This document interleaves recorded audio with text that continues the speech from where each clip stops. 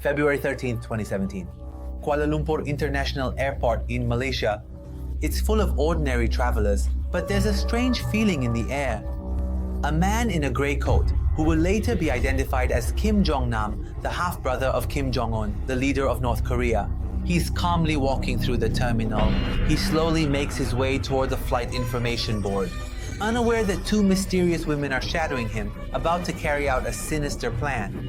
These two women, Siti Aisyah and Juan Ti Huang, are professional assassins who have been trained for months, but they themselves have no idea what is about to happen. A man who introduced himself as James and claimed to be a television producer had deceived them and led them into a dangerous trap. The airport is as crowded as ever that day. It's full of ordinary people dragging their suitcases or searching for their departure gates. But no one knows that, at that very moment, something monumental is unfolding. This isn't just a simple assassination. It's a calculated operation with traces leading all the way to North Korea. Kim Jong-nam is feeling fine that day. Maybe he's a little anxious about the flight, but he never imagines these will be his last steps in life. This incident isn't just a murder. It's a show of power by Kim Jong-un to demonstrate that he won't tolerate any threats, even if they come from his own family. Greetings to you all. I'm Elias Farok, and this is Persian Trend. Let's take a look together at where this story began, what ultimately happens, and how these two unfortunate women end up caught in the middle of an international assassination. The story of these two women begins several months earlier. Mrs. Siti Aisyah is a 25-year-old woman from Indonesia, and Doan Thi Huang is 28 years old from Vietnam. These two led ordinary lives.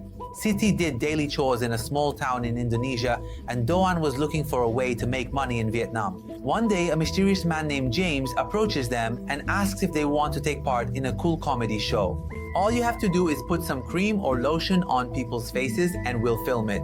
The two of them, who were looking for a new experience and a bit of extra income, quickly said yes, why not? These two naive girls thought they were going to participate in a YouTube show. You know, one of those hidden camera pranks that we've all probably seen or even experienced ourselves. A silly or maybe even funny prank, getting a reaction from someone who's the target and then posting it on international platforms like YouTube or Instagram to make some money from it. And these two girls thought they were going to be actresses in a show like that. James told them that the show was a kind of street prank, exactly like those YouTube videos where people get surprised and everyone laughs. For several months, he takes them out to the streets and airports, teaching them how to secretly rub a substance on people's faces and then run away. They practice with body lotion and baby oil, and each time they think they're just doing something funny. Siti later said in court that we did this more than 20 times and thought that one day we would become famous on YouTube, but they had no idea that this was just a cover, and James was actually a North Korean secret agent preparing them for a major assassination. This deception was very cleverly designed. North Korea didn't want to reveal its own involvement directly. That's why they chose these two people who had no background in espionage or murder. During this time, they also worked with other people, like a chemist and several guards who were behind the scenes, but they were never told what the real objective was. In the final days, James gave them a bit more money than usual and told them, "You are the best. Just keep doing your job." And in this way, he had completely gained their trust. Until the day when everything was supposed to change. February 13th arrives and everything is ready. James meets Siti in a small cafe at the airport. He has a cup of coffee in his hand and quietly says, "Today we have a special job. If you do it well, the boss has set aside a nice reward for you." Then discreetly he points to a man in a grey suit who is walking through the terminal. He hands her a cloth and says, "Just wipe this on his face." Like always, it seems like a simple prank. Siti, who's gotten used to this kind of work, nods her head and goes about her business. But this cloth is very different. This time it contains VX, a nerve agent that is among the most dangerous in the world. This odorless and colorless substance can kill a person within minutes. Doan is also part of the operation and is supposed to complete the job from another angle. They spot Kim Jong-nam at the ticket kiosk while he's checking his ticket. In a split second, Siti wipes the cloth on his face and Doan makes another move to distract him. It takes less than 5 seconds and then both of them disappear into the crowd, as if nothing ever happened. Behind the scenes, a few other men are monitoring everything. One person in a striped shirt is standing near a pillar, seemingly giving orders. Another person with a wheeled suitcase is wandering around the area to make sure the job is done. Kim Jong-nam doesn't even realize what has been done to him. Just a few seconds later, he starts to feel unwell and begins to tremble. The operation was so precise that no one at the airport even suspected a thing. By the time anyone notices, it's already too late. After the attack, Kim Jong-nam can't even walk properly. He starts dragging his feet on the ground, sweat pours down his face, and gradually he can't even keep his balance. With great effort, he manages to reach the airport clinic and tells the nurses, "Someone rubbed something on my face. I'm not feeling well." A few minutes later, he has a seizure and dies in the ambulance. It's 11 o'clock in the morning. It is officially announced that Kim Jong-nam is dead. A quick and painful man who only lasted 20 minutes. A man dressed in black with a rolling suitcase is seen near the clinic at that moment. It's as if he's making sure that Kim is no longer a threat. It is later revealed that this was a North Korean agent whose job was to check the outcome of the operation. This is not just a simple murder. There was an entire team behind it. Several trained individuals to monitor the operation, a chemist to prepare the VX, a driver for the getaway, and a mysterious person known as Grandpa, who seems to be the mastermind behind the whole affair. Everything unfolds like a Cold War spy movie with absolute precision and ruthlessness. When Kim Jong-nam dies, he is identified by the name Kim Chol on his passport. That day, he was supposed to go to Macau, where he had lived for years. Maybe he wanted to have a quieter life, but his brother had made a different decision for him. This assassination was not just a personal act of revenge. It was a message to everyone that Kim Jong-un does not tolerate any rivals, even if they are his brother or of his own blood. A few hours after the incident, the Malaysian police take action. The airport cameras recorded everything, and Siti and Don are quickly arrested. They are still in shock and say, "We thought it was just a prank. We didn't know we were going to kill someone." These two had washed their hands in the restroom, and that's why they survived. Otherwise, the VX would have killed them too. The police say these two women were not alone and that there was a large team behind them. When the trial begins, the world is astonished. The group's chemist is also arrested, and surveillance footage shows that he was coordinating with people from the North Korean embassy. This is no longer just a street prank. It's a political assassination that was ordered directly from Pyongyang. Experts say VX can only be found in military laboratories, and North Korea has been stockpiling these kinds of weapons for years. A huge uproar breaks out in the Malaysian media, and everyone wants to know whether these two women are really guilty or if they were just pawns in a bigger plot. Reporters from all over the world flock to Malaysia, and this story becomes front-page news. North Korea quickly makes its position clear. We are innocent and this was not our doing. But the evidence is so strong that no one believes North Korea's claim. This assassination not only ended Kim Jong-nam's life, but also once again showed just how dangerous and ruthless the North Korean regime can be, even towards its own family. But who was Kim Jong-nam? Kim Jong-nam was the eldest son of Kim Jong-il, the former leader of North Korea. He grew up in a house full of luxury and wealth in Pyongyang. But his existence was a secret to the people of North Korea. His mother, Miss Sung Hye-rim, was a famous Korean actress who was considered Kim Jong-il's mistress. Kim Jong-nam had a royal life as a child, but he was always kept somewhat in the shadows so that no one would know about him.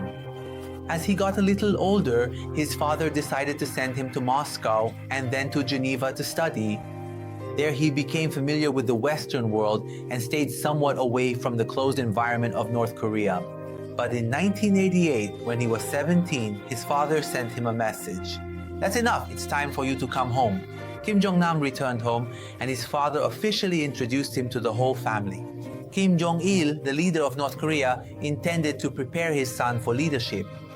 But Kim Jong-nam's heart wasn't in it. In the 1990s, when North Korea's economy collapsed and public executions became more frequent, he couldn't bear to watch people being executed or be as ruthless as his father. That's why he gradually became rebellious and told his father, "I don't want this life, I want to be free." His father, realizing he couldn't count on this son, told him to go to China and never come back. And so Kim Jong-nam was exiled and started a new life outside of North Korea. At the time, he never imagined that this decision would one day put his life in danger. But his brother Kim Jong-un had other plans for him. After leaving North Korea, Mr. Kim Jong-nam became quite the pleasure seeker by the end of the 90s. He spent most of his time in Macau, a glamorous city in China that's often called the Las Vegas of Asia. There, he was free from the pressures of Pyongyang. It was rumored that he had several wives and children, but he was mostly after fun and a free lifestyle. Still, he wasn't completely cut off from his family, and it's said that in some way he was still connected to the regime. Researchers believe that Kim Jong-nam set up an international business network that laundered money for North Korea. His activities were secretive and complex, and he might have even been involved in arms trading, counterfeiting currency, or even drug trafficking. No one knows exactly what he did, but it was clear that this money was very important for his family in Pyongyang. He lived a luxurious life in Macau with expensive houses and connections to influential people. By 2007, he had made quite a name for himself, but it seemed he was still somehow helping his father's regime. But this life had two sides. On one hand, he was free. On the other, he was under North Korea's watchful eye. They say he sometimes met with North Korean agents and got news from home. In exile, he was searching for peace, but he could never fully escape his past. This contradiction ultimately caught up with him because his brother didn't want him to stay alive and say things that could endanger the regime. Malaysian investigations showed that Siti and Don were not alone. The airport cameras recorded 4 suspicious men who appeared to be North Korean agents. A 57-year-old man named Ri Hyun, wearing a striped shirt, was standing near a pillar and seemed to be orchestrating everything. When Kim Jong-nam was looking at the flight information board, they had surrounded him, but he didn't notice anything. After the attack, another agent followed him to the clinic to make sure the job was finished. After the assassination, the team quickly disappeared. According to the records, that same day, they left Kuala Lumpur for Jakarta, then Dubai, and finally arrived in Pyongyang. Their escape was so flawless, it was as if they had practiced for years. Malaysian police said this wasn't the work of just one person. There was a professional group behind it. It turned out that these women were supposed to die from VX themselves, so that no trace of North Korea would remain. But because they washed their hands, the plan failed and they survived. A few days later, the police officially announced that this assassination was the work of North Korea. Of course, the North Korean embassy responded quickly. They said, "You don't have any solid evidence and we won't accept responsibility." But the evidence, from surveillance footage to the chemist's connection with the embassy, was so strong that their denial seemed laughable. This incident showed just how calculating North Korea can be and that it isn't afraid to use any means to eliminate its enemies. Mr. Kim Jong-nam was a major threat to his brother Kim Jong-un. In 2008, when Kim Jong-il had a stroke, the debate over who would become the next leader really heated up. Kim Jong-un, who was only 24 years old, gradually prepared himself for power. When his father died in 2011, he became the new leader. Right from the start, he began purging anyone who might stand in his way. His uncle, Jang Song-thaek, who was the second most powerful person in the country, was executed in 2013. Now it was Kim Jong-nam's turn. From 2010 to 2012, Kim Jong-nam was chatting with a Japanese journalist named Yoji Gomi, and in over 1,350 emails, he strongly criticized the North Korean regime. He had said that it was laughable for power to be handed down to the third generation.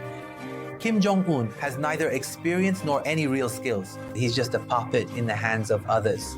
Kim Jong-nam believed that North Korea should open up like China, and he spoke about his experiences living in China. For Kim Jong-un, these words were a warning sign, because his brother could one day become his rival or plant the seeds of revolution in the country. In 2012, Kim Jong-un ordered that anyone who might cause trouble should be eliminated. Kim Jong-nam was now in the crosshairs. In early 2017, he was telling his friends that he wanted to go to Europe and obtain citizenship in another country. In other words, he officially wanted to escape from North Korea. He was like a treasure for the CIA and other intelligence agencies. If they could get their hands on him, they could use him against the regime. When Kim Jong-un realized this, he said, "I have to put an end to this," and that's how the assassination plot was devised. The substance that killed Kim Jong-nam was VX. It's a nerve agent that's banned worldwide and can only be found in military laboratories. This substance is so potent that just 10 milligrams, a tiny amount, can suffocate a person within minutes. It's odorless and colorless, and when it comes into contact with the skin, it causes thirst and suffocation, finishing the job quickly. Malaysian police said this is a registered chemical weapon, and only governments like North Korea possess such things. North Korea has had a chemical weapons program for years. It's said that they keep thousands of tons of these kinds of substances in their warehouses, ready for war. VX is even more dangerous than sarin and mustard gas, and making it isn't something just anyone can do. Experts say North Korea may be the only country right now that possesses chemical, biological, and nuclear weapons all at once and is capable of using all three. This assassination showed just how ruthless and dangerous this regime can be.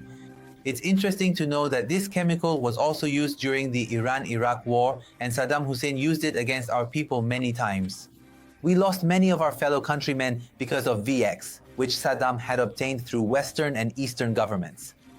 In the coming days, I'll probably prepare a really fascinating story for you about the Iran-Iraq war and how chemical weapons were obtained, which I think will catch your attention. 3 weeks after the assassination, Kim Jong-un responded to the world by launching more missiles.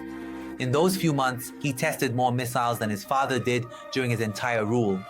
His nuclear program was nearing completion, and the range of his missiles could reach the United States. In 2017, he launched a missile with a range that could reach Alaska. This action showed that North Korea was no longer just a local threat, but a global danger. Trump said, "I won't let this program continue," and threatened that if North Korea kept going, he would destroy it with fire and fury. North Korea's official account of the Malaysia incident was that the man, Kim Jong-nam, was not the brother of North Korea's leader. They claimed he was just an ordinary man named Kim Chol who died of natural causes. Of course, no one believed this story. 3 weeks later, a video of Kim Han-sol, Kim Jong-nam's son, was released in which he said, "I'm alive and living with my mother and sister, Akin Dae, Yeongcheon Dae." This means the threat to Kim Jong-un still isn't over. Han-sol could one day cause trouble for his uncle because he has Kim blood in his veins and the world might support him. This incident increased tensions between North Korea and the rest of the world. North Korea claimed it had built a hydrogen bomb and was now developing missiles capable of striking anywhere in the world. The United Nations said that some countries trading with and arming this regime is a disaster. The world is worried about where this game is going to end, because it seems Kim Jong-un has no intention of backing down. But let's get back to those two unfortunate girls. The trial of Siti Aisha and Joan Thi Huong began in Malaysia, and the whole world was watching this court case. They said, "We didn't know we were going to kill someone. We thought it was a prank." Their lawyers said they were just two naive girls who had been deceived. Your story said you knew. They showed the airport footage demonstrating how they carried out the attack and then washed their hands afterward. However, the prosecution argued that they were trained assassins and knew about VX. Experts, however, believe that if these two girls had really known what VX was, they wouldn't have survived just by simply washing their hands. The trial was full of debate, with one side claiming they acted deliberately, while the other side argued that they were just pawns exploited by North Korea. In the end, something strange happened. Siti Aisha's charges were dropped and she was released, returning to Indonesia. In her interview, she said, "I just want this nightmare to end." Joan Thi Huong also had her charge reduced from murder to causing injury through a plea deal, and after some time, she was released as well. But this wasn't the end of the story. The main question still remains unanswered. Who really gave the order for this operation? This assassination was a story full of mystery, mixing politics, espionage, and tragedy. Kim Jong-un also went from being the heir to exile and death, and North Korea showed how ruthless it can be for power.